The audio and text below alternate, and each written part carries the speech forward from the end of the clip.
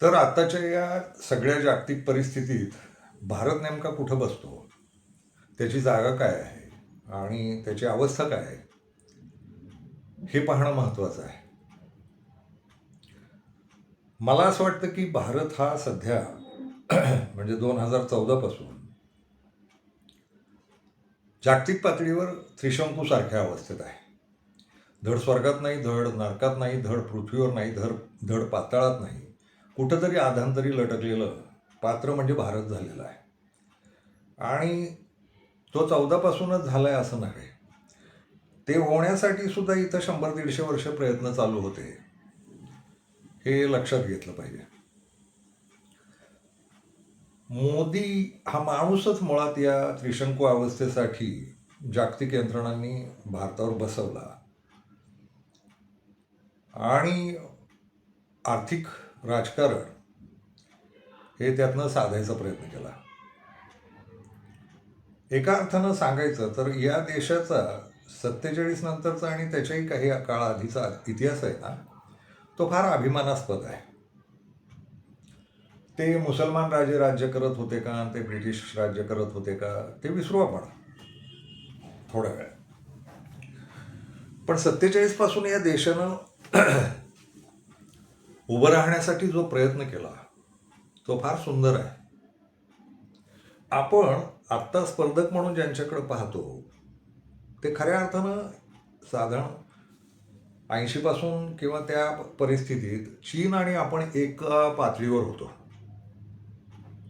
आणि कष्टांच्या बाबतीत, स्वतःच्या कष्टाच्या जीवावर देशाला उभं करण्याच्या बाबतीत चीन आणि आपण एक समान होतो.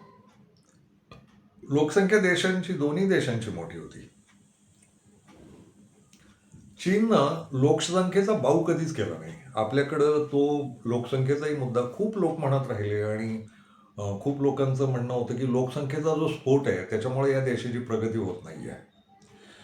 प्रत्यक्षात तसं नव्हतं. या लोकसंख्या वाढणार आहे हे फार आधीपासूनच माहिती होतं. म्हणजे 1947 पासूनच माहिती होतं की लोकसंख्येचा दर वाढत जाणार आहे. पण आपण ना त्या लोकसंख्येच्या वाढीत हिंदू मुस्लिम प्रश्न अडकलो आणि या लोकसंख्येचा नेमका उपयोग काय करता येईल याचं नियोजन कधीही झालं नाही. आपण भांडत बसलो. ते मुसलमानांना पोरं फार आणि बायका फार आणि अमुक आणि ते, आणि मग ते हिंदू राष्ट्र करायला निघालेले जे जे आहेत ते अक्कल पाजळत राहतात की हिंदूंनी सुद्धा मुलं जन्माला घातली पाहिजेत वगैरे. घालून झाली. या लोकसंख्येचा सुंदर उपयोग काय करणार, व्यावसायिक उपयोग काय करणार, या बाजूला आपलं दुर्लक्ष झालेलं दिसतं. काँग्रेसवाल्यांनी तो केलेला होता. आणि काँग्रेसवाले म्हणताना काँग्रेसवाले ठेवा बाजूला. मोदीच्या आधी जे जे नेतृत्व या देशाला मिळालं ना ते अप्रतिम नेतृत्व होतं आणि ते राष्ट्रासाठी राबत होतं. त्यातले 1-2 अपवाद सोडले. पंतप्रधान होण्याच्या स्पर्धेत खूप लोक होते, पण त्यांना राष्ट्राचं हित आणि राष्ट्राचा विकास हा मुद्दा त्यांच्या डोक्यात होता का? तर हा देश गांधी, नेहरू, आंबेडकर, मौलाना आझाद आणि पेरियार सुद्धा या समकालीन लोकांच्या मिश्र वैचारिक पातळीवर उभा राहिलेला आहे. इथं हिंदू मुस्लिम हा प्रश्न मुळात नव्हता. तो परराष्ट्रांमधल्या ज्या ज्या आंतरराष्ट्रीय शक्ती आहेत ज्यांना या देशाचं वाटोळं करायचंय त्या देशांनी लावून दिलेला इथला मुद्दा येतो. त्यांच्यासाठी काम करणाऱ्या संघटना या देशात 100-1 वर्ष काम करतायत. त्या ब्रिटिशांच्या अंकित होत्या आधी. म्हणजे राष्ट्रीय स्वयंसेवक संघ आणि मुस्लिम लीग ही भावंड या देशाला या मुद्द्यावर मागं खेचत राहिली काय. हिंदू मुस्लिम या दोघांनी केलं. पण यांच्याशी सामना करत आणि यांना न वगळत सुद्धा एक लक्षात घ्या, नेहरूंनी मुस्लिम लीगचाही द्वेष केलेला नाही, राजकारणात पाडाव केला, राष्ट्रीय स्वयंसेवक संघाचाही दुस्वास केलेला नाही. नेहरू यांच्यासह या देशाचं धोरण आखत होते आणि ते धोरण फार मजेशीर आहे. ते नीट समजून घेतलं पाहिजे.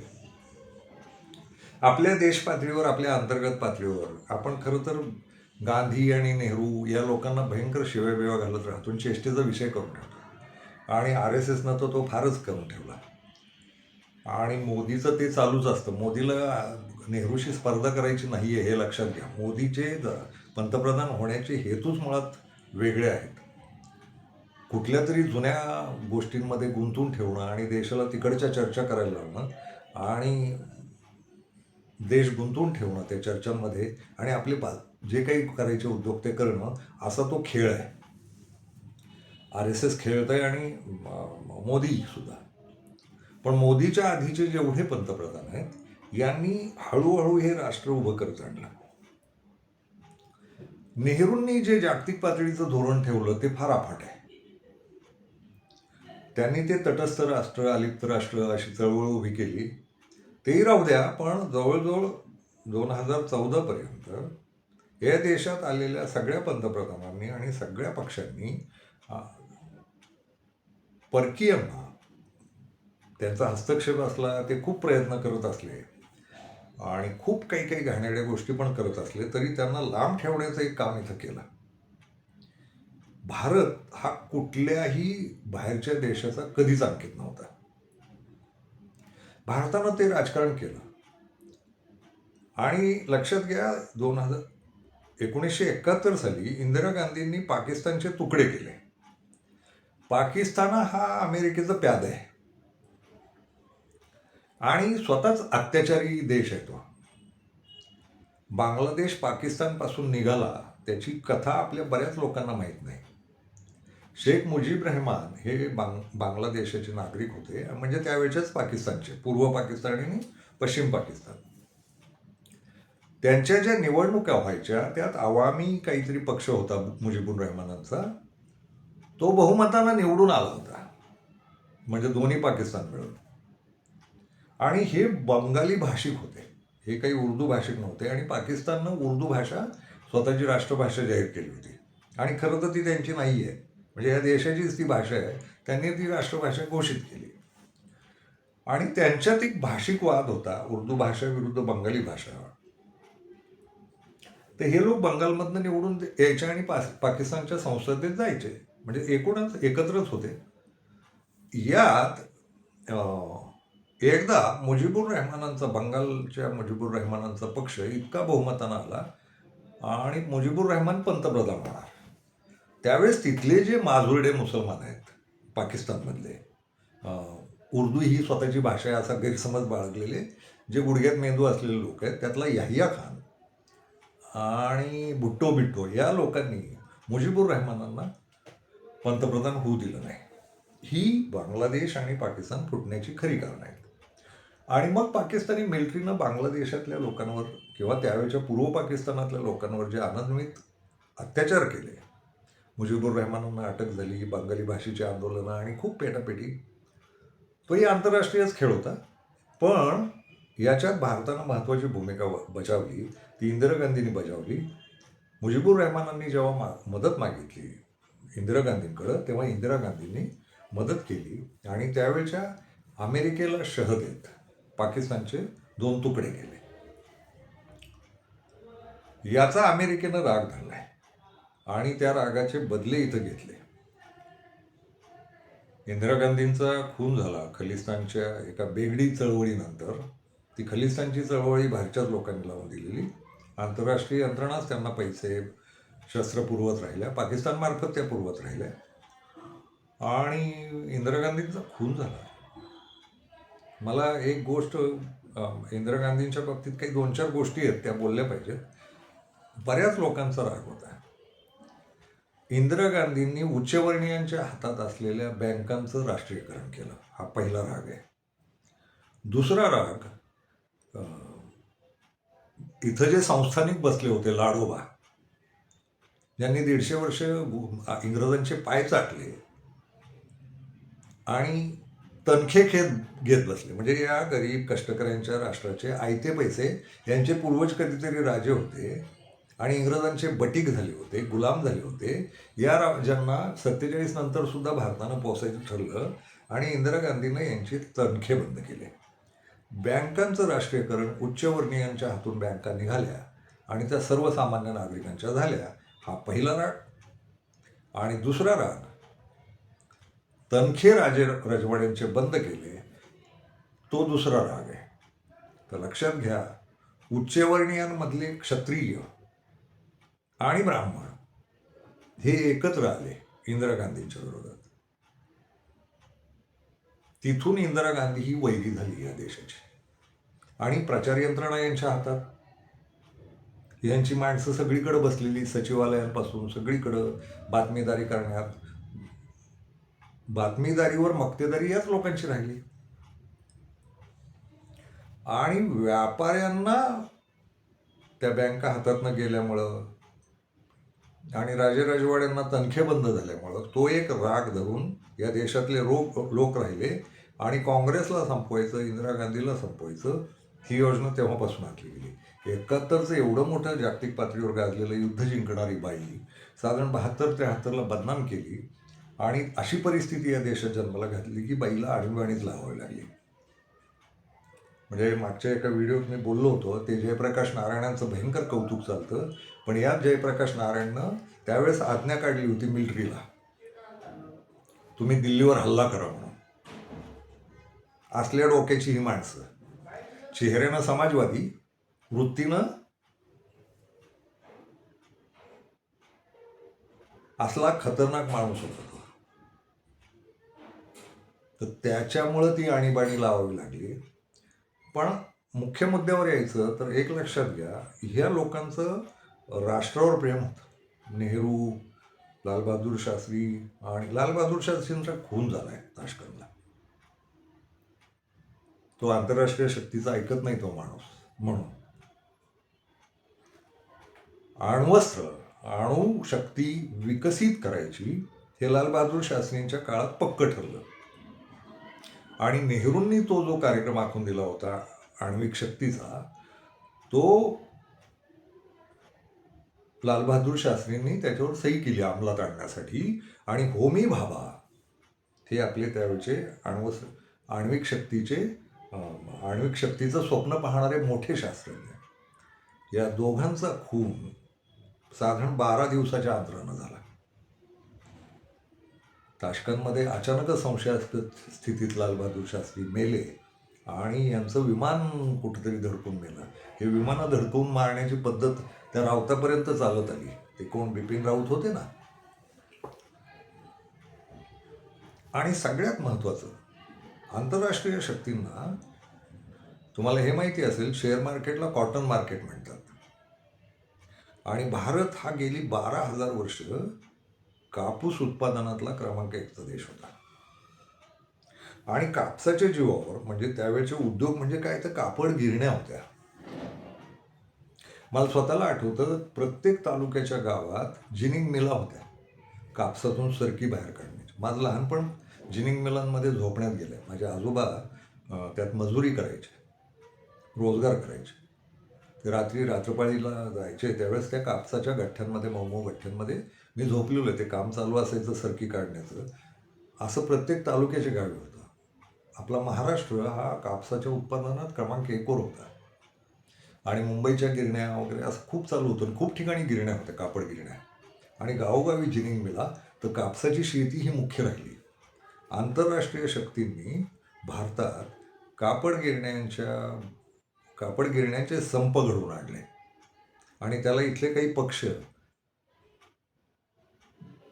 हातभार लावत राहिले. आंदोलनं झाली, संप झाले, ते संप कधीच मिटले नाहीत. आत्ता मुंबईत ज्या गिरण्यांच्या जमिनींचे भाव चढलेत आणि त्या गिरण्यांचं काय करायचं, याच्यावर जे बिल्डरांचे डोळे आहेत, त्या गिरण्या लाखो लोकांना रोजगार देत होत्या आणि पिढ्याना पिढ्या रोजगार देत होत्या. तर तो कापसाचा तो काही व्यवसाय आहे, तो ब्रिटिशात त्या काळात ते मँचेस्टरला घेऊन जात होते कापूस वगैरे, हे ठीक आहे. पण भारत जेव्हा स्वतंत्र झाला, त्या कापड गिरण्यांवर पकड होती भारताची. आणि आंतरराष्ट्रीय व्यापारात भारताची कपडे आणि कापूस याच्यावर पकड होती. अनेक गावांमध्ये ते भिवंडी, मालेगाव, अशा कितीतरी ठिकाणी, औरंगाबाद, अशा कित्येक ठिकाणी विणकामं, कापड उद्योग चालू होते. जालना, बिलना, खूप विदर्भात हा सगळा कापूस उद्योग आंतरराष्ट्रीय लॉबींनी खलास केला इंदिरा गांधीच्या काळात. आणि बाईनं मग ती आणीबाणी लावली आणि 84 साली बाईची खून झाला. राजीव गांधींचा खून झाला. तो हा जागतिक पातळीवर भारताला तंत्रज्ञानात विकसित करतोय हा मुद्दा आहे.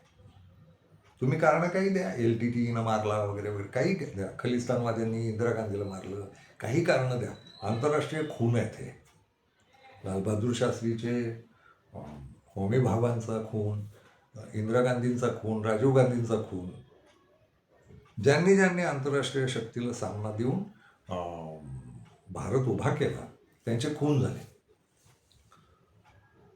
नेहरूंनी काय केलं होतं, अलिप्त राष्ट्रांची चळवळ उभी केली आणि त्याचा एक गट तयार केला की तुमच्या त्या एकूणच महायुद्धानंतर जे काही जगात 2 तट पडले, एक रशियाचा गट आणि दुसरा अमेरिकेचा गट, भांडवलशाही विरुद्ध साम्यवाद असं काहीतरी झगडा लागला. नेहरूंनी मार्ग मधलाच काढला की आम्हाला तुमच्या कुठल्याच गटात जायचं नाही, आमचं आम्हाला उभं राहायचं आहे आणि उभं राहण्यासाठी आपण प्रयत्न करत राहिलो. 47 साली या देशाची GDP 3 ते 4% होती. ती करत करत मनमोहन सिंगांपर्यंत 7% आली होती. GDP इतक्या भराभरा वाढत नाही. आणि यातलं मला जे म्हणायचं ते खरे राष्ट्रप्रेमी राष्ट्रवादी पंतप्रधान इथपर्यंतच होते, मनमोहन सिंगांपर्यंत. त्यांनी राष्ट्र उभं केलं होतं आणि सगळ्या बाहेरच्या राष्ट्रांना 2 हात दूर ठेवलेलं होतं. कुणाशीही संबंध बिघडलेले नव्हते. चीननं एकदा युद्ध करून पाहिलं. आपल्याला चीनबद्दल असं सांगितलं जातं की चीननं आपल्याला हरवलं आणि लडाखचा तिबेटवर ताबा बसवणं, तर दलाई लामाला आधार देणं भारतानं, तो धर्मशालामध्ये राहतात दलाई लामा, त्यांना आधार देणं, याच्या रागापोटी चीननं इकडं ताबा बसवला होता. पण एक लक्षात घ्या, दुसऱ्या बाजूला भारताचा नकाशा आठवा, अरुणाचल प्रदेश नेहरूंनी सुरक्षित ठेवला होता. चीनला तिथं हरवलेलं होतं. जे आता अरुणाचलमध्ये मोदी चीनला जागा देतोय, ते अरुणाचल नेहरूंनी वाचवलं होतं. मग नेहरू हारले बिरले अशी जी बदनामी करतात, या मूर्खांना कळलं पाहिजे की नेहरूकडं शस्त्र किती होती, हत्यारं किती होती, सैन्य कुठल्या प्रकारचं होतं. आणि सीमा ठरलेल्याच नव्हत्या. आजही ठरलेल्याच नाहीत हिमालयात सीमा. चीन बळकावत बसतो भूमी, तिथं कोणी जात पण नाही. नेहरूंच्या काळात अवघडच होतं. आता तुमच्याकडं साधनं आलीत, उपग्रह आलेत, अमुक तमुक. तर नेहरूच्या काळाचा विचार करा आणि ते नेहरूची बदनामी थांबवा. चीननं हरवलं वगैरे. दुसऱ्या बाजूला अरुणाचल वाचवलं होतं. सगळ्यात महत्त्वाचं, या बाईच्या इंदिरा गांधीच्या काळात सिक्कीम नावाचं चीन बाळकावायला बसलेलं देश होता. सिक्कीमचा राजा आणि सिक्कीम नावाचं राज्य जोडून घेतलं. आंतरराष्ट्रीय राजकारणात आपण कुठेही कमी नव्हतं आणि टणक होतो. अलिप्त जरी असलो तरी प्रत्येकाला एक हात दूर राहा आणि प्रत्येकाशी मैत्री संबंध होते. वैर झाली, ते चीनशी वैर झाली तरी जुळून घेतलेलं आहे. हिंदी चीनी भाई वगैरे त्याच्या घोषणा झाल्यानंतर चीननं दगाबाजी केली. त्याची कारणं वेगळी आहेत. तिबेटवर राज्य करताना आपल्याला भारतानं विरोध करू नये. तिबेटचे जे काही धर्मप्रमुख आहेत, दलाई लामा, ते भारतात येऊन बसलेले होते. तर याला चीननं उत्तर म्हणून ते लडाख आणि काश्मीरवर हल्ला केला आणि भाग लुटला तो. पण दुसऱ्या बाजूला चीनच्या तावडीत असल्यानं खूप जवळ असलेलं अरुणाचल भारतानं वाचवलं होता सैन्य फार नसताना. अरुणाचलच्या आपल्या युद्धाच्या रम्य कथा सांगितल्या पाहिजेत मुलांना. काय लढले त्या काळात आणि सगळ्या जाती धर्माचे सैनिक लढले. जुन्या कसल्या तरी बंदुका घेऊन लढलेत आपले लोक. तर ती अभिमानाची गोष्ट आहे. त्यामुळे नेहरूला नावं ठेवताना पुन्हा पुन्हा ते काय, आणि त्या माणसानं वैचारिक पातळीवर हा देश निधर्मी, निर्जातीय असा ठेवला.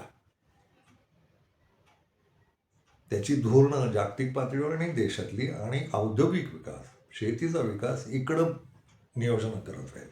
ते एका रात्रीत होणार नव्हतं एवढ्या मोठ्या देशाचं. आणि नेहरूंनी कधीही लोकसंख्या वाढते याला नावं नाही ठेवली. इंदिरा गांधींनी नाही ठेवली. ते वेगवेगळ्या क्रांत्या आणत राहिले. दुधाची क्रांती, हरित क्रांती, औद्योगिक क्रांती. मध्येच आठवलेला एक मुद्दा सांगतो. मध्ये मी वाचलं कोणीतरी, ते नेहमीचे जे गेमाडे लोक आहेत बदनामी करणारे, हे रिलायन्सवाल्यांना, अंबानीला म्हणे काँग्रेसनंच वाढवलं. अगदीच खरं आहे. उद्योगधंद्यांना वाढवलं काँग्रेसनंच. आणि कितीतरी औद्योगिक घराणी त्यावेळेस होती. आपलं मराठी नाव घेऊ, शिर्के कुठे आहेत सध्या? अशी कितीतरी घराणी होती देशभर, प्रत्येक राज्यात आणि राष्ट्रीय पातळीवर सुद्धा. टाटा बिर्ला वाढू दिलं नाही यांना, पाहिजे ते उद्योग करू दिले, देशाला उपयोगी असे.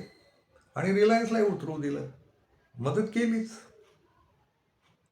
पण रिलायन्सच्या अंकित नाही झाले, अंबानीचे गुलाम नाही झाले मनमोहन सिंगांपर्यंत. अंबानी आपला बाप आहे, अडाणी आपला बाप आहे, असं त्यावेळेस उद्योगांचं स्वरूप नव्हतं. देशाच्या विकासाला रिलायन्सवाल्यांकडनं काँग्रेसवाल्यांनी काय घेतलंय? ते जे रेग्युलर पक्षांना देणग्या मिळतात तेवढ्याच, आणि ते सगळेच देतात. त्यामुळं अंबानी आणि ते यांनीच वाढू दिलं, यांना वाढू दिलं ना सगळ्यांनाच, पण डोक्यावर नाही बसू दिलं. हा महत्वाचा फरक आहे. हे भारतीय अंतर्गत राजकारण आहे. कापसाचा धंदा आंतरराष्ट्रीय शक्तींनी बुडवला आणि इंदिरा गांधींना आणीबाणी लावायला मजबूर केलं. आणि आणीबाणीनंतर बिघडलं काय? आणीबाणीनं कोणाला मारलेलं नाही, खून नाही केले. ही त्यावेळेचं एक चित्र आहे. राजीव गांधींनी हा देश वर नेला. मधल्या काळात मग ते आणीबाणीनंतर जी काही उलथापालथ झाली सगळी, मग ते 2-4 एकाच दामात बरेच पंतप्रधान झाले. कोणाला 14 दिवस, कुणी 14 महिने, असलं काहीतरी खेळ झाले, 4 महिने. पण त्याही काळात भारत हा या सगळ्या आंतरराष्ट्रीय शक्तींपासून एक अंतर ठेवून राहिला. आता मला महत्वाचं बोलायचं आहे. खूप लोकांचं म्हणणं आहे की मनमोहन सिंगांना राजकारणच कळत नव्हतं. मला याच्यावर हसू येतं की तुम्हाला राजकारण कळतं. मुळात या वाक्यातच एक गंमत आहे. तुम्ही जेव्हा म्हणता ना की मनमोहन सिंगांना राजकारण कळत नव्हतं, याचा अर्थ तुम्हाला राजकारण कळतंय. म्हणजे तुम्ही एवढे थोर आहात की मनमोहन सिंगासारख्या माणसाला राजकारण कळत नाही हे विधान करू शकता. याचा अर्थ तुम्हाला राजकारण कळतं, त्याला नाही विचारायला. ते काय काय करत आले असतील. मला त्यांची आठवण आहे, ते रिझर्व्ह बँकेचे गव्हर्नर होते इथपासून. रिझर्व्ह बँकेचं गव्हर्नर असणं हे राजकीयच पद आहे. देशाची आर्थिक धोरणं ठरवणं, आणि आर्थिक धोरणं माणसाच्या पोटापासून उद्योगधंद्यांपर्यंत प्रत्येक गोष्ट अर्थकारणात येते देशाची. आणि रिझर्व्ह बँकेचा गव्हर्नर हा ती धोरणं ठरवणारा माणूस आहे. तुमच्या देशात काही घडो, शेतीत काय घडतंय, जंगलात काय घडतंय, वन्य प्राण्यांचं काय घडतंय, पाळीव प्राण्यांचं काय घडतंय, आणि या सगळ्याच्या वर जे काही बँक आहेत आणि त्याच्यावर तो रिझर्व्ह बँकेचा गव्हर्नर आहे. बँक सांभाळणं, पैसे मोजणं एवढा धंदा नाही आहे त्याचा. राष्ट्रीय आर्थिक धोरणं आखणं आणि प्रत्येक क्षेत्राची आखणं आणि केंद्र सरकारला त्या पद्धतीचा सल्ला देणं हीच मुळात राजकीय भूमिका आहे, खूप मोठी. गव्हर्नर असणं हीच राजकीय भूमिका आहे मुळात. आणि गंमत अशी आहे की नरसिंहराव जेव्हा पंतप्रधान झाले तेव्हा आंतरराष्ट्रीय शक्तींनी सुचवल्यानुसार नरसिंहराव हे संघाचे मूळचे, ते दक्ष आराम करणारे, त्या नरसिंहरावांना मनमोहन सिंगांना अर्थमंत्री करायला लावलं. लक्षात घ्या, तो माणूस कधी निवडणूक खेळलेला नाही. तो आंतरराष्ट्रीय अर्थशास्त्री होता. आणि गॅट करारावर 92 साली यांनी सही केली मनमोहन सिंगांनी. तर गॅट करार एवढा घातक होता की जगाला गुलाम करण्याचं आणि अमेरिकेचं आणि ज्यू लॉबीचं अंकित करण्याचं ते एक महत्वाचं नाटक होतं, भांडवलशाहीचं. तर गॅट करारावर सही करणारा माणूस मनमोहन सिंग. त्यावेळेस मी संपादक पण होतो आणि मनमोहन सिंगांच्या विरोधात खूप लिहिलं पण होतं. म्हणजे झालंय असं आमचं की, म्हणजे माझं तरी, की आम्ही थोडेसे संघवाले, थोडेसे समाजवादी, थोडेसे साम्यवादी, थोडेसे शोषितांच्या चळवळीतले, असं खिचडा झाल्यामुळं सगळीकडनं आणि सगळ्यांचं गोळा करून छापायची सवय असलेले लोक होतो. म्हणजे मी संपादक म्हणून तरी ते केलं. मी कुठल्याही विचारधारांच्या लोकांना विरोध नाही केला. तुम्ही लिहायचं नाही आणि अभिव्यक्त व्हायचं नाही, मग त्यांना लिहू दिलं. द्वेषाचं काही लिहिलं तर ते नाही छापलं. मात्र देशाच्या बाबतीतलं जे काय असेल ते मी सगळ्या विचारधारांचं, संघावाल्यांचं, साम्यवाद्यांचं, समाजवाद्यांचं, आंबेडकरवाद्यांचं, गांधीवाद्यांचं सगळ्यांचं छापत आलो आहे. तो अतिशय महत्त्वाचा कालखंड आहे ज्याच्यावर गॅट करारावर मनमोहन सिंगांनी सह्या केल्या आणि आम्ही त्यात लेख लिहिले मनमोहन सिंगांच्या विरोधात, छापले ते. लक्षात घ्या, याच गॅट करारातनं हळूहळू मार्ग करणं, त्या गॅट कराराच्या अटी आणि नियम एवढे कडक आहेत आणि कुठल्या देशानं काय वागायचं तर कुठल्याही प्रकारची अनुदानं कोणालाच द्यायची नाहीत, सबसिड्या कोणालाच द्यायच्या नाहीत आणि कर्जव्यवस्था कशी असली पाहिजे, जागतिक बँक आहे तिचं नियंत्रण कसं असेल, अशी त्यात बऱ्यापैकी वाईट वाईट कलमं होती की देश बुडलेच पाहिजेत बाहेरचे. हे भांडवलशाहीनं ठरवलं होतं आणि वापरायचे असतील तर गुलाम म्हणूनच हे देश वापरायचे. त्याला म्हणतात गॅट करार. डेंजर होता, बेकार होता तो करार, पण त्यातनं हळूहळू पुढच्या लोकांनी मार्ग काढत आणि त्या गॅट कराराला बगल मारत या देशाचा विकास कायम ठेवला. तुम्हाला एक उदाहरण आठवत असेल, मनमोहन सिंगांनी अख्ख्या भारतातल्या शेतकऱ्यांचं एका दमात 74,000 कोटींचं कर्ज माफ केलं होतं. हे गॅट करारात नव्हतं, त्याला विरोध होता गॅट कराराचा, पण मनमोहन सिंगांनी केलं होतं. मनमोहन सिंग राजकारणी होते की नाही तर लक्षात घ्या, अर्थमंत्री म्हणून त्या माणसानं ज्या मांडण्या केल्या, मंत्री होतो म्हणजे राजकारणीच होत असणार ना तो. एवढ्यांना सांभाळायचं, एवढे विरोधी पक्ष, एवढे आपल्या बाजूचे पक्ष, पुन्हा घातक बसलेले पक्ष. नरसिंहरावांचं अभिनंदन याच्यासाठी केलं पाहिजे की त्यांनी शोधून या देशाच्या विकासासाठी मनमोहन सिंगांना आणलं आणि अर्थमंत्री केलं. फार महत्त्वाची गोष्ट आहे. आणि सगळ्यात महत्त्वाची गोष्ट घडली, मनमोहन सिंग पंतप्रधान झाले. फार महत्त्वाची गोष्ट आहे. त्या माणसाच्या, मनमोहन सिंगांच्या 10 वर्षाच्या कारकिर्दीत भारताचं दारिद्र्य बऱ्यापैकी नियंत्रणात आलं आणि मनमोहन सिंगांच्याकडं ती योजना होती की एवढ्या मोठ्या लोकसंख्येला कसं करायचं, नियोजनात आणायचं. म्हणजे 80 साली भारत आणि चीन एका समान पातळीवर अर्थव्यवस्थेच्या बाबतीत उभे होते. चीनही गरिबांचा देश म्हटला जात होता आणि भारतही. आणि चीननं मागाशी म्हणालो तसं तक्रार नाही केली लोकसंख्येची, लोकसंख्येला कामं दिली. 2 गोष्टी सांगायच्या. चीनमधले 90% लोक कुठल्याही धर्माचे नाहीत आणि चीनमधल्या 90% लोकांना स्वतःची घरं आहेत. असा जगातला एकमेव देश आहे की ज्याच्या लोकसंख्येच्या 2025च्या शेवटापर्यंत 90% लोकांना त्यांना स्वतःची घरं घेऊन दिलेली होती, चीनला. जगात हा एकमेव देश आहे. अमेरिकेत सुद्धा 90% लोकांना घरं नाहीत. अमेरिकेत 25% लोकांना स्वतःची घरं आहेत, 25% लोक भाडे करू म्हणून राहतात आणि 50% लोकांना स्वतःची गरज नाही आहेत. आणि ही सगळे जगभरची परिस्थिती आहे. काही बारकी बारकी फिनलंड वगैरे सारखी राष्ट्र सोडली तर एवढ्या मोठ्या लोकसंख्येला घरं देणं वगैरे हा प्रवास भारताचा आणि चीनचा बरोबर चालला होता. पण आपल्याकडं आलेल्या काही लोकांनी या धोरणाला खीळ घालण्याचा प्रयत्न केला आणि तो 100 वर्ष चालू होता. त्यात ते हिंदू मुस्लिम करणारे आणि फाळण्या करणारे देशाचे हे लोक होतेच. त्यांनी या देशाची बऱ्यापैकी वाट लावली, लोकसंख्येचा भाऊ केला. लोकसंख्येचा अभ्यास नसलेले लोक आहेत. परवा इथे पुढारी अजूनही तेच मुद्दे काढतात. मुसलमानांचा दर एवढा वाढतोय तेवढा अजिबात नाही.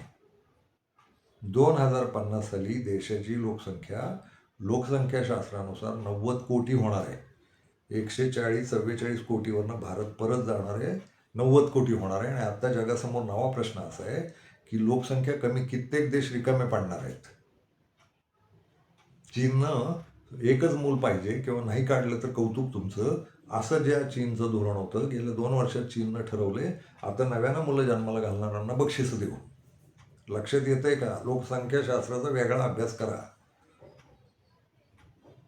मुसलमानांची लोकसंख्या कमी होते आणि हिंदूंची होते आणि सगळ्यांचीच होते. 2050 साली भारताची लोकसंख्या 90 कोटीला सीमित होणार आहे, माघारी येणार आहे. हे लोकसंख्याशास्त्राचा अभ्यास केल्यावर कळेल. तर मूळ पदावर येऊ आपण. तर हे मोदी साहेब नावाचं जे प्रकरण आहे ना, यानं देशाला बऱ्यापैकी गोत्यात आणलंय. या माणसाच्या एकूण धोरणांमध्येच कुठंच राष्ट्रप्रेम आढळत नाही. हा माणूस राष्ट्रप्रेमाचा असताना ते इथल्या सामान्य जनतेशी समोर येऊन बोलला असता, समोरासमोर येऊन बोलला असता. हा पत्रकार सुद्धा टाळणारा माणूस आहे. आणि मी अभ्यास करत आलोय या माणसाचं काय चाललंय म्हणून. तर राष्ट्रीय हिताचं असं कुठलंही धोरण या माणसानं मांडलेलं नाही. आणि मुळात हा माणूस आंतरराष्ट्रीय शक्तीने ज्या या देशाला मोडीत काढायचं आहे त्यांनी बसवलेला माणूस आहे. का बसवायचं होतं मोदीला सत्तेत देशाच्या, त्याची खरी कारणं राजकारणी असलेल्या मनमोहन सिंगांनी जगाला दिलेली धोबीपछाड. हा देश वापरला जावा, गुलाम राहावा, यातली धनसंपत्ती किंवा यातली खनिज संपत्ती आणि सगळं फार नाही आहे भारताकडे. ते आपण फार खनिज संपत्तीच्या बाबतीत प्रगत नाही आहोत. पण इथलं जे काही शेती उत्पादन आहे, औषधांचं उत्पादन आहे, कपड्यांचं उत्पादन आहे, याच्यावर काबू राहावा. हा देश कधीही डोकं वर काढू नये. एवढा मोठा लोकसंख्येचा देश, यानं डोकं वर काढू नये अशा इच्छा असलेल्या आंतरराष्ट्रीय शक्ती आहेत. इस्रायल लॉबी आहे, अमेरिकन लॉबी आहे, चीन आहे. या लोकांना जे वाटत राहतं की भारतानं डोकं वर काढू नये, याला नीट चातुर्यानं सामना केलेल्या माणसाचं नाव डॉक्टर मनमोहन सिंग. मनमोहन सिंग हा या सगळ्या यांच्या ज्या विचारधारा आहेत ना, या देशाचं वाटोळं करायचं, यातला अडथळा होऊन बसलेला माणूस आहे. मुळात मनमोहन सिंगांना नीट सत्तेत येऊ दिलेलं नाही. पहिली त्यांची सत्ता बरी होती, दुसऱ्या वेळेस ते फार अडचणीत आले होते आणि त्यांना अतिशय मोठं कडबोळं करून आणि अगदी भ्रष्टाचाऱ्यांना सुद्धा बरोबर घेऊन सत्तेत यावं लागलं. आणि लक्षात घ्या, मनमोहन सिंग हे एकमेव पंतप्रधान आहेत ज्यांनी आपल्या मंत्रिमंडळातल्या लोकांना तुरुंगात घातलं. आधी चौकशा होऊ द्या आणि मग तुम्ही निष्पाप ठरवून बाहेर या कोर्टाकडून. कितीतरी उदाहरणं आहेत. आणि आपले जे इथले भांडवलदार बसलेत ना, उद्योगपती राजकारणी, ते छळ करत बसले त्या मनमोहन सिंगाचा. कट यांनी केला मनमोहन सिंगला.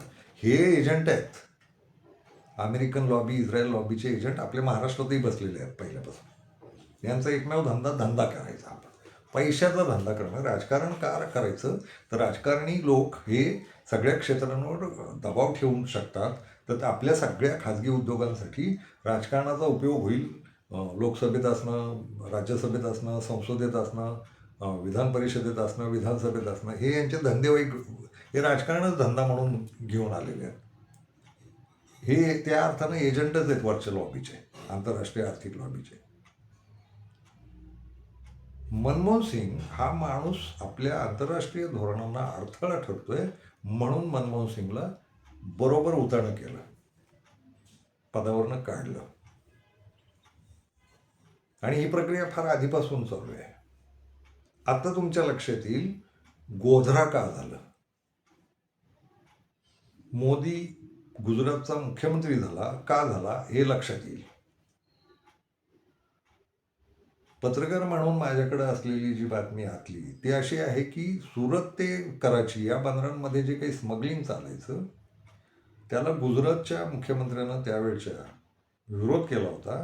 तर अगदी ठरवून गुजरातचा मुख्यमंत्री नरेंद्र मोदीला केलेला होता. ते अडाणी बिडाणी जे आहेत, मुंद्रा पोर्ट आणि ते अगदी ठरवून कुठं अचानकच हवेतनं तो माणूस आणला गेला, मुख्यमंत्री म्हणून बसवला गेला. आणि त्यानं पहिला पराक्रम काय केला तर हिंदू मुसलमान दंगलीत मुसलमान मारली. मग ते कारसेवकांच्या डब्याला आग लागली वगैरे वगैरे, आणि आतनं आग लागली. दोन मुद्द्यांचं उत्तर कोणीच देत नाही. म्हणजे पुन्हा या मोदीच्या या राजकारणाची सुरुवात करणाऱ्या माणसाचं नाव अडवाणी. 80ला जे काही एकूण देशाचं सुरू झालं त्याची आंतरराष्ट्रीय कारणं अशी आहेत की 80ला रशिया फुटला, रशियाचं विघटन झालं आणि शक्ती म्हणून, आंतरराष्ट्रीय शक्ती म्हणून रशिया संपला. शीतयुद्ध चालू होतं. अमेरिका शस्त्र बनवत होता, रशिया शस्त्र बनवत होता, अमेरिका रणगाडे विमानं जे काही बनवत होता, जहाजं बनवत होता, रशियाही बनवत होता.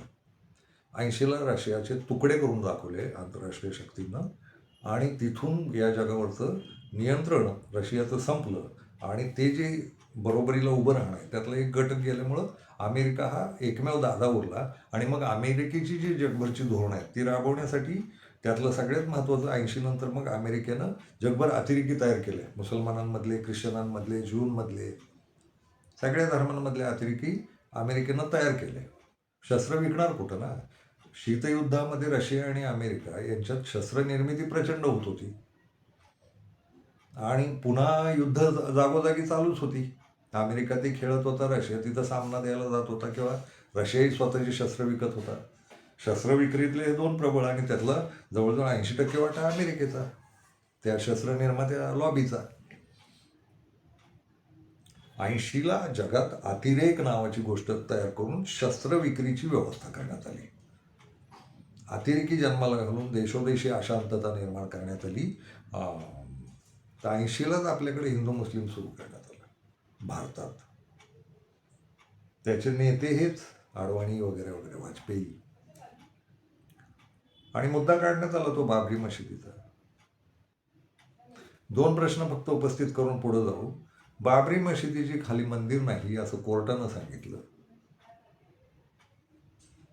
बाबर मशीद बांधायला गेलाच नव्हता हा इतिहास आहे, पण तरी तो मुद्दा मोठा करण्यात आला. या आंतरराष्ट्रीय शक्तींची खेळी आहे. आणि दुसरा मुद्दा जो चर्चेलाच कधी येत नाही पण आलाही पुसट, रेल्वेला डब्याला आतून आग लागली, त्यात 80 कारसेवक होरपळून मेले, तर जगातल्या कुठल्याही रेल्वेला बाहेरनं कडीच नसते. बाहेर कडी नाही आणि तरी आत डबा पेटतो. आणि ते जे काही मग झालं, आणि मग भारतीयांनी, भारतातले ते हिंदू मुसलमान करणाऱ्यांनी जे काही हिरो केलं मोदीला, ते हे मोदीला मुख्यमंत्री म्हणून बसवणाऱ्याचे हेतू आर्थिकच होते. आणि पुन्हा मग तडका मिळाला तो हिंदू मुस्लिमचा. यात अर्थकारणं दडली आतल्या राष्ट्रात सुद्धा आणि आंतरराष्ट्रीय पातळीवर सुद्धा. या मुद्द्याकडे दुर्लक्ष झालं आणि हाच माणूस मग मग प्रोजेक्ट केला गेला आणि तो भारताचा पंतप्रधान करण्यात आला. 2010ला सगळ्यांनी मिळून ठरवलं, अदानी, अंबानी, उद्योगपती, राजकारणी भारतातले आणि आंतरराष्ट्रीय शक्ती, इस्रायल, अमेरिकेच्या आर्थिक लॉबी ज्या आहेत यांनी ठरवलं आणि या माणसाला पंतप्रधान केलं. आणि या माणसानं फक्त व्यवसाय म्हणून हे पद सांभाळलं. उघडपणे दिसतं. गेल्या 10-11 वर्षात या माणसाला कुठल्याही परकीय देशाकडून एकदाच निमंत्रण आलंय. तो ट्रम्पच्या आधी जो पंतप्रधान होता त्याच्या आधी, बायडन. ते निमंत्रण त्यांचं ते भंगारात पडलेली जी हेलिकॉप्टर्स आहेत ती घेण्यासाठी अचानक घाईघाईनं बोलवून मग ते मिठ्या ते सगळं आहे हो. तरी हा माणूस हा जगातला एकमेव आजपर्यंतचा राष्ट्रीय नेता आहे जो एवढं जग फिरला. का? तर तुम्हाला पूर्वी मी पत्रकारिता केली आहे, कुठलाही माणूस कुठेही दौऱ्यावर गेला तर परकीय, तुम्हाला जर ते दृश्य आठवत असेल तर पंतप्रधान, त्या देशाचे पंतप्रधान बसले, दोन्ही देशांचे किंवा राष्ट्राध्यक्ष बसलेत आणि समोरासमोर फायलींचं आदान प्रदान होत आहे.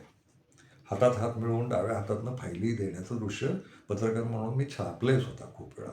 मनमोहन सिंगांच्या काळापर्यंत ते होत होतं, नंतर हे दृश्यच दिसत नाही कुठं. आणि या दौऱ्यांच्या मध्ये काय ठरलं, कुठले करार झाले, कुठल्या व्यवस्था झाल्या, याच्या ज्या बातम्या यायच्या, मनमोहन सिंग स्वतः पत्रकार परिषदा घ्यायचे. या लोकांनी, बावळटांनी त्या माणसाला मौनी सिंह असं नाव दिलं होतं. कधीच नाही. ते मोजकं बोलायचे, कामाचंच बोलायचे. बाकीच्या अवांतर गप्पा आणि ते काही धार्मिक घोषणा वगैरे काही त्या माणसाला रस नव्हता. त्या माणसानं सगळ्या आंतरराष्ट्रीय शक्तींना एका सीमेच्या बाहेर रोखून ठेवलं होतं. एवढा मोठा राजकारणी होता तो. पंतप्रधान म्हणून त्या माणसाची कारकीर्द मला स्वतःला आठवतं. दारिद्र्य या देशाचं, कुठनं मिळवलेली एखादी मोटरसायकल असेल आणि घेऊन गेलो आणि कुठं मध्येच बंद पडली माळावर, तर कित्येक किलोमीटर पेट्रोल पंप नसायचे. गाड्या ढकलण्याची दृश्य दिसायची. मोटरसायकली ढकलत जिथं पेट्रोल पंप आहे तिथं हा करून, आणि मग तिथं पेट्रोल भरायचं. या माणसानं GDP वाढवलं भारताचा. या माणसानं खूप साऱ्या आर्थिक गुंतवणुकी आणल्या, धोरणं आखली, शेतीचा विकास, मध्यमवर्ग वाढवला या माणसानं त्याच्या 10 वर्षाच्या कारकिर्दीत. जो मध्यमवर्ग बसल्या बसल्या टिप्पण्या करत राहतो की त्याला काही अक्कल नाही, त्याला काही अक्कल नाही, हे उपकार विसरतो की या माणसानं मध्यमवर्ग वाढवला भारतातला. 1% श्रीमंत, 4%, 1% अतिश्रीमंत, 4% श्रीमंत, 25% मध्यमवर्ग आणि 70% गरीब लोकांचा देश आहे हा. तर या 70%तल्या 10-20%ना या माणसानं वर घेतलं. कित्येकांची घरं झाली. गाड्या किती झाल्यात देशात, वाहनं, प्रत्येकाचं घर बघा आता. आम्ही खेड्यात राहिलो होतो, रस्त्यानं चाललो होतो, कोण मागणं येतंय का सायकलवाला, तर ते यायचंच नाही, चालत राहायचं. स्वतःच्या गावी जायला सुद्धा चालत जायचं. एसट्या नाहीत, रस्ते नाहीत.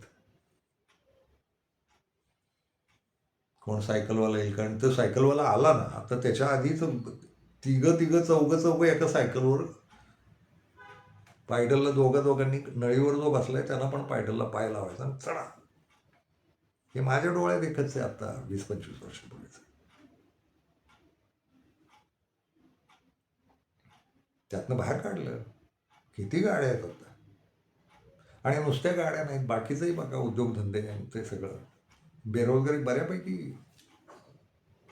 मी तरुण असताना जी काही आदळआपट रोजगारासाठी होत होती माझ्या भोवती, ती पुढच्या काळात थांबलेली होती. मनमोहन सिंग येईपर्यंत बऱ्यापैकी मार्गी लागलं होतं खूप सारे. एवढे धंदे बुडाले या देशातले. या देशाला इतका त्रास दिला आंतरराष्ट्रीय शक्तींनी.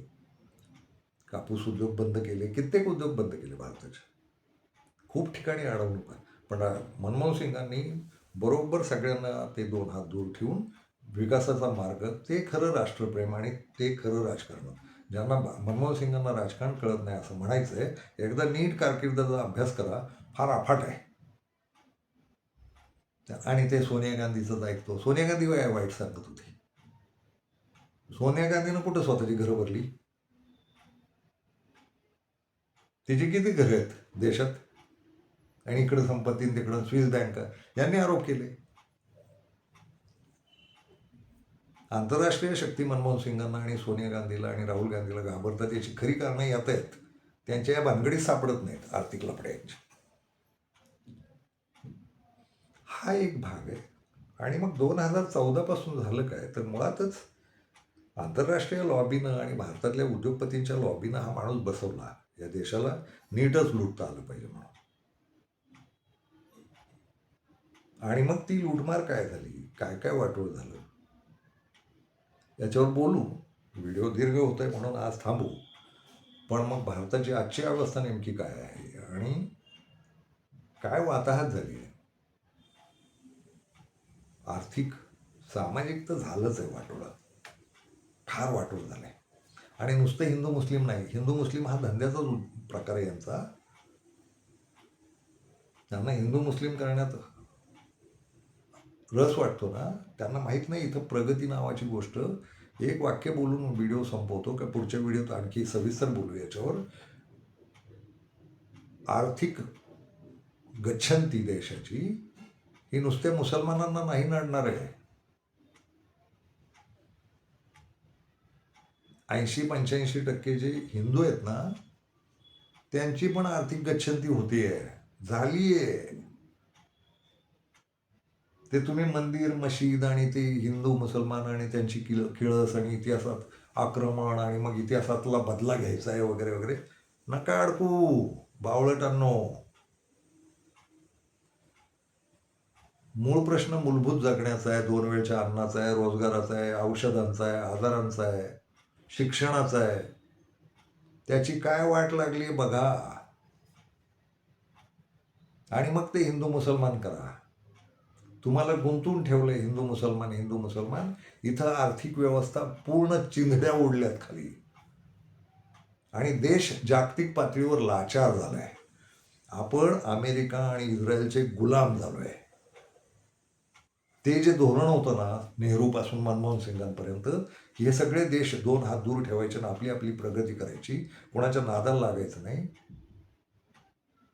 आपण आत्ता आपल्या कारागिऱ्या मेल्यात, शेती मेली आहे, उद्योगधंदे मेले आहेत, पशुपालन मारले ते गोरक्षेच्या नावानं. त्याच्यावरही बोलतो मी पुढच्या व्हिडिओत. काय नाटक आहे ते गोरक्षेचं. म्हणजे आसाम आणि गोव्यात गाय खाल्लेली चालेल, पण बाकीच्या देशात नाही, उरलेल्या देशात नाही चालणार. तर तो तस्करीचा धंदा आहे मोठा, गाया विकण्याचा. आणि बसायचं मुसलमानांना टार्गेट करत. नुसते मुसलमान गाया बकरी खात नाहीत.